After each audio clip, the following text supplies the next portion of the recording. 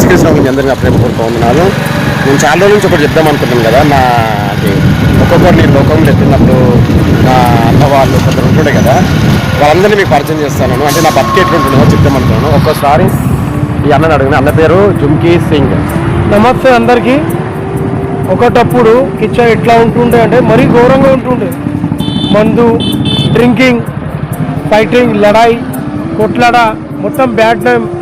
ఎవరికంటే ఏంటంటే గెలకాలి, కొట్లాడ పెట్టుకోవాలి, మందు తాగాలి, మొత్తం బేకార్ పనులు చేయాలి, చిల్లర పనులు చేయాలి. మళ్ళా ఆ దేవుడు ఈయనకి ఇట్లా చేంజ్ చేసిండు, ఆ జీసస్ నాకైతే తెలియదు, కానీ ఏదో చేసిండు, మంచిగా చేసిండు. ఇప్పుడు నా తమ్ముడు మొత్తం ప్రామిస్ చెప్తున్నా, మొత్తం మారిపోయిండు. మొత్తం జీససే వీడియో పెడతాడు, దేవుడి గురించే మంచి ఆలోచన ఇస్తాడు అందరికీ.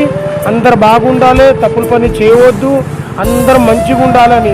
ఒకటప్పుడు ఎట్లా ఉండే, ఇప్పుడు ఎట్లా అయింది నాకే నమ్మబుద్ధి అయితే లేదు. కానీ ఏదేమైనా అయింది, కానీ మంచిగా అయింది, చాలా మంచిగా అయింది ఇప్పుడు. చాలా థ్యాంక్ యూ అన్న.